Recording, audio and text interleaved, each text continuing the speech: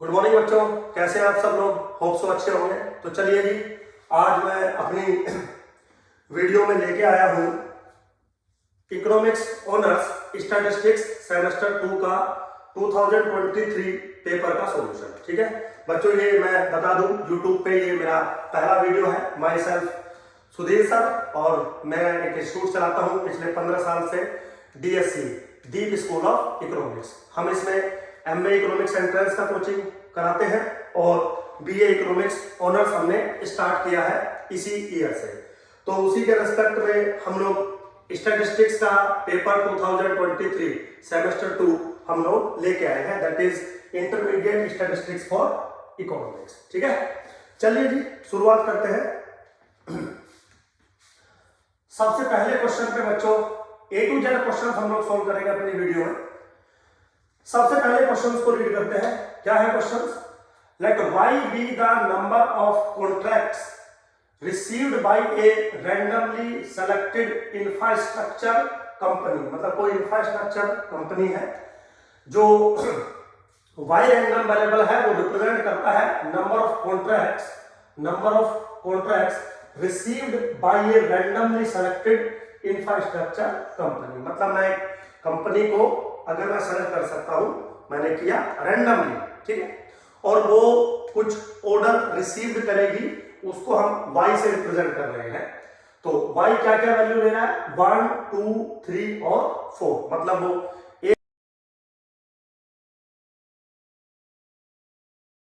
एक order receive कर सकता है, इस बात की प्रोबेबिलिटी है 0.2। दो ऑर्डर रिसीव हो सकते हैं, इस बात की प्रोबेबिलिटी 0.4। तीन ऑर्डर हो सकते हैं 0.3, चार ऑर्डर हो सकते हैं 0.1, वो रिसीव कर सकते हैं। अब वो कह रहा है कि यहां से अगर मैं एक सैंपल लूं, पहला एक ए पार्ट जो है, consider a random sample of 2 companies. ठीक है ना, मैं अगर 2 कंपनीज के सैंपल लूं, obtain the probability distribution of S square which is what sample variance means। अगर मैं 2 कंपनी लूं तो पहली कंपनी से कुछ ऑर्डर रिसीव होंगे 1, 2, 3, 4। इंडिपेंडेंटली अगर मैं दूसरी कंपनी से लूं तो ऑर्डर रिसीव होंगे 1, 2, 3, 4 करके। अब क्योंकि जो सैंपल है वो रैंडम सैंपल है, तो मेरे बच्चों आपको रैंडम सैंपल का मतलब समझा दूं। रैंडम सैंपल का मतलब होता है एक ऐसा सैंपल जो लिया जाता है simple random sampling with replacement से। और इसमें एक खास बात होती है, इसमें हर एक ऑब्जर्वेशन, मतलब पहली ऑब्जर्वेशन दूसरे से इंडिपेंडेंट होती है, दूसरी ऑब्जर्वेशन पहले से इंडिपेंडेंट होती है। और अगर बहुत सारी ऑब्जर्वेशन है, चलिए यहाँ पे तो सैंपल साइज 2 है, बट सैंपल साइज अगर मान लीजिए 3 होता, 4 होता, तो रैंडम सैंपल कहने का सेंस ये होता है कि सारी ऑब्जर्वेशन एक दूसरे से आपस में इंडिपेंडेंट है, ये मीनिंग होता है इस बात का। अब वो करें इस केस में जो आप सैंपल वेरिएंस निकालेंगे, सैंपल वेरिएंस हो, सैंपल मीन हो, बहुत सारी जो ये फिनोमिनाज आपने पढ़े हैं, ये भी एक रैंडम वेरिएबल के तरीके से काम करते हैं, क्योंकि ये फंक्शंस होते हैं सैंपल ऑब्जर्वेशंस का। तो S स्क्वायर भी अपने आप में एक रैंडम वेरिएबल बनेगा। जो फंक्शन होगा सैंपल ऑब्जर्वेशन का, उसका आपको प्रोबेबिलिटी डिस्ट्रीब्यूशन कैलकुलेट करना है। ये आपका क्वेश्चन है। ठीक, तो चलिए मेरे बच्चों,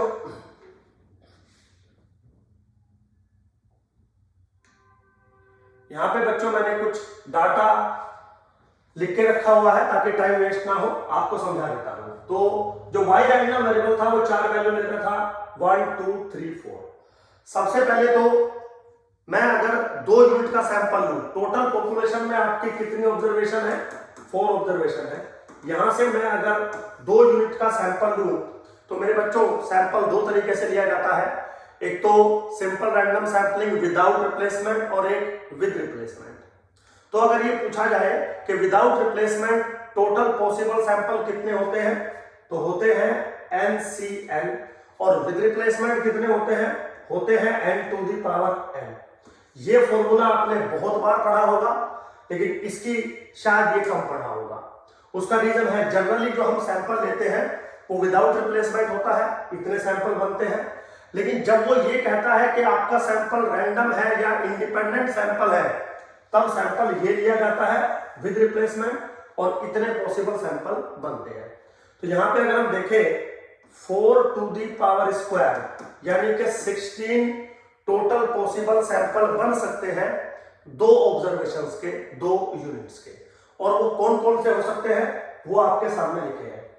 x1 पहली ऑब्जर्वेशन को रिप्रेजेंट कर रहा है, x2 दूसरी ऑब्जर्वेशन को रिप्रेजेंट कर रहा है।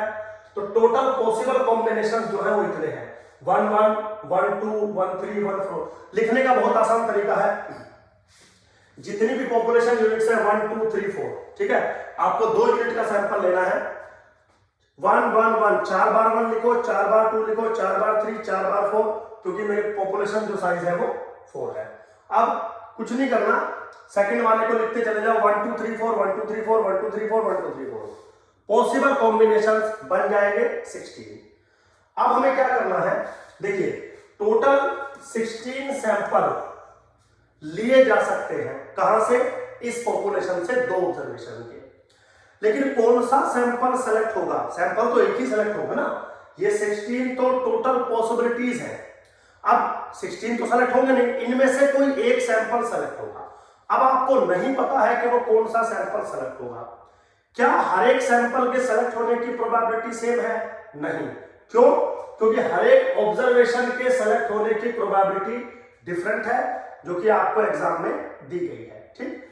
तो अगर मैं बात करूं कि जो पहले वाला सैंपल है उसके सेलेक्ट होने की प्रोबेबिलिटी बताइए। पहले वाले सैंपल का मतलब है कि जो 1 1 यूनिट का सेलेक्ट होना, पहला सैंपल ये है 1 1।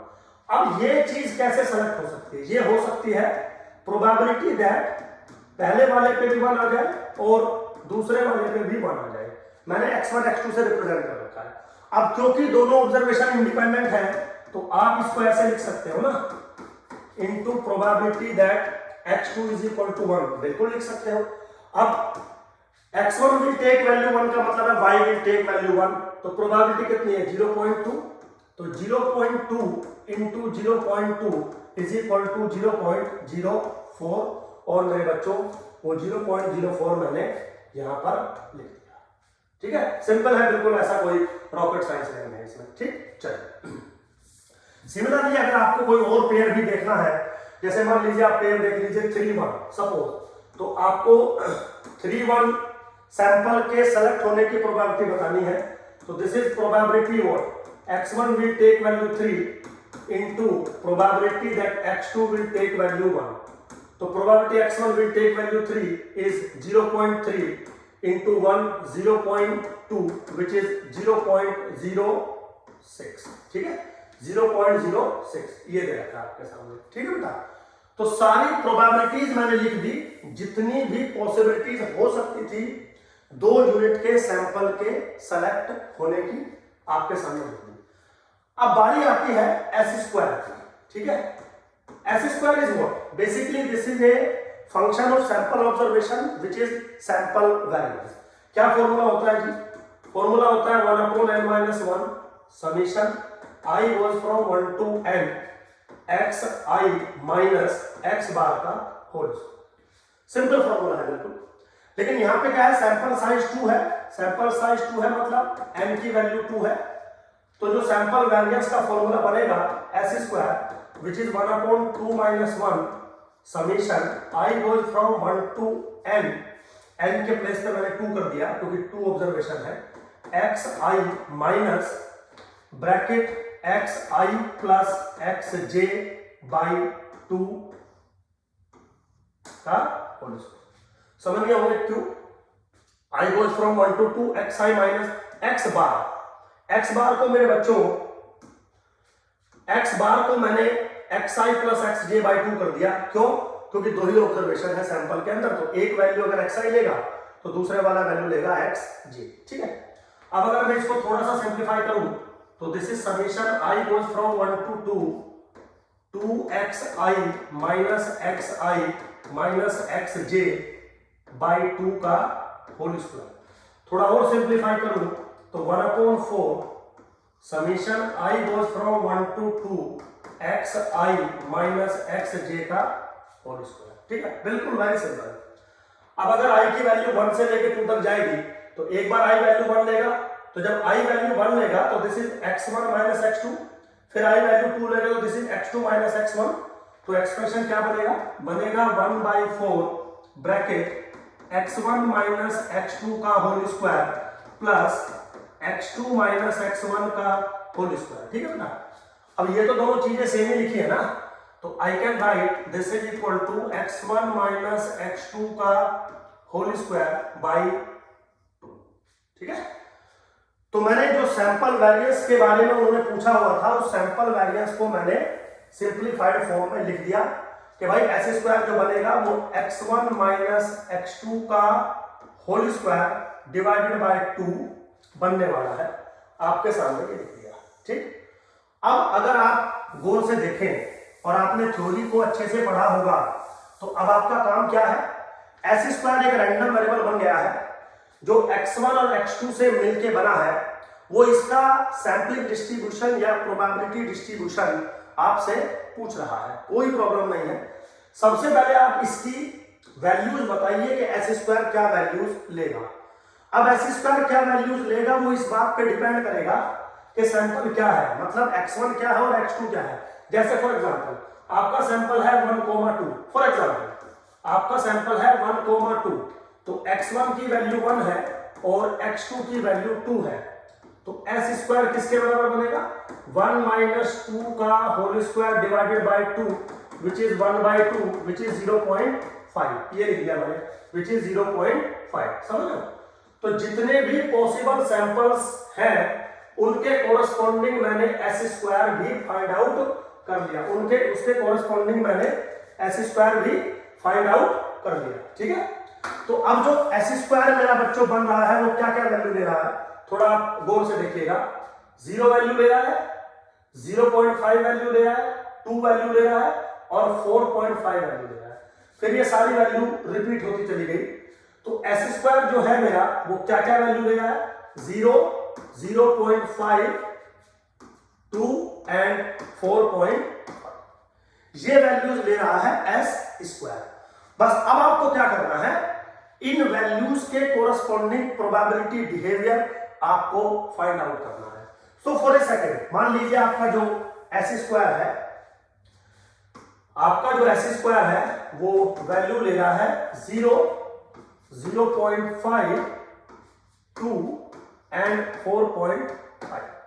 मान लीजिए आपको इसकी प्रोबेबिलिटी चाहिए, आपको प्रोबेबिलिटी चाहिए that s square will take value 0.5। कुछ नहीं करना, आप यहां पे देखिए s स्क्वायर 0.5 कहां पे वैल्यू ले रहा है? यहां पे वैल्यू ले रहा है, यहां पे वैल्यू ले रहा है, यहां पे वैल्यू ले रहा है, यहां पे वैल्यू ले रहा है, यहां पे वैल्यू ले रहा है और यहां पे वैल्यू ले रहा है। ठीक है, अब आपको क्या करना है, और तो कहीं नहीं वैल्यू ले रहा ना, बस ये चेक कर लेना बेटा, गलती नहीं होनी चाहिए। अब इनके कोरस्पॉन्डिंग जो प्रोबेबिलिटीज लिखी हुई है इन सब का आप सम कर दीजिए।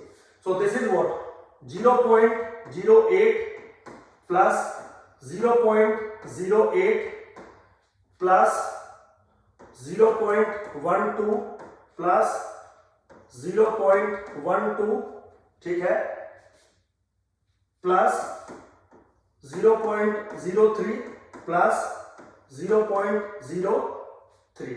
ठीक है बेटा, तो मेरे हिसाब से 0.46 ये आ रहा है। एक बार चेक कर लेंगे। तो इसका मतलब s स्क्वायर 0.5 वैल्यू लेगा, इस बात की प्रोबेबिलिटी है 0.46। और कैसे आई? By the table. अब बाकी वैल्यूज भी s स्क्वायर क्या वैल्यू लेगा? 0 लेगा, तो 0 के कोरस्पॉन्डिंग सारी प्रोबेबिलिटी सम हो जाएगी। ठीक है बेटा, ऐसे अगर करें हम तो हमारे सामने एक टेबल तैयार हो जाएगी कि s square will take value 0, 0.5, 2, 4.5।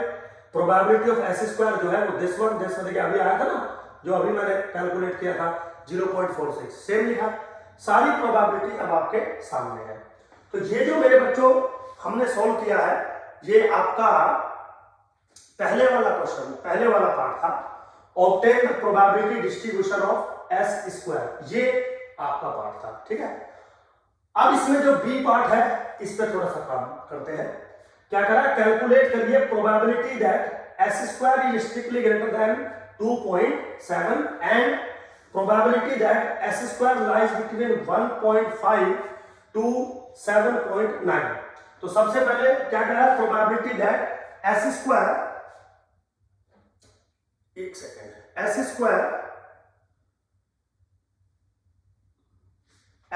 Is greater than 2.7। तो चलिए पहले इसी को दे लेते हैं। क्वेश्चन था probability that S square is greater than 2.7। ठीक है बेटा, अब स्ट्रिक्टली ग्रेटर देन 2.7 किस कैटेगरी में आएगा, ओनली दिस कैटेगरी, क्योंकि डिस्क्रीट टाइम नंबर है। तो this is same as probability that S square is equal to 4.5 and which is what 0.04। खत्म डिस्कशन। तो कोई भी ऐसा रॉकेट साइंस इसमें नहीं है। अब अगला क्वेश्चन था मेरे बच्चों, probability that S square lies between 1.5 से लेके 7.9। ठीक है, लोअर बाउंड्री पे एक्सक्लूड है, अपर बाउंड्री पे इंक्लूड है, डजंट मैटर। ये कंडीशन सिर्फ और सिर्फ तब सेटिस्फाई होगी जब एस स्क्वायर की वैल्यू 2 है और 4.5 है। तो this is same as probability that S square will take value 2 और 4.5। Now this is probability that s square is equal to 2 plus probability that s square is equal to 4.5. Now this is what 0.20 plus 0.04. Now this is 0.24 is my final answer. तो ये जो answer था वो मेरे बच्चों B part का answer था। एक बार आपको शो कर देता हूं, देखिए। ठीक है, तो इसका वैल्यू भी मिल गया और इसका वैल्यू मिल गया। बिल्कुल सिंपल क्वेश्चन था बच्चों, कोई रॉकेट साइंस नहीं है, बहुत आसान पेपर आता है। अगर स्टैटिस्टिक्स का पेपर मैं आपको पढ़ाऊं तो मतलब 100 आउट ऑफ 100 आपको मिलने वाले हैं, क्योंकि इनमें कुछ भी नहीं है, बस आपकी जो कैलकुलेशंस है वो मिस्टेक नहीं होनी चाहिए। चलिए खैर बच्चों, होप सो आपको अच्छा लगा होगा। जैसे कि मैंने बोला था, ये मेरी पहली वीडियो है यूट्यूब पे। तो अब तक हम YouTube पे नहीं थे, लेकिन अब हम YouTube पे स्टार्ट करेंगे अपने आप को। तो थोड़ा सा सपोर्ट कीजिएगा, लाइक शेयर थोड़ा सा कर दीजिएगा। चलिए मिलते हैं अगले क्वेश्चन में नेक्स्ट वीडियो में। Thank you very much.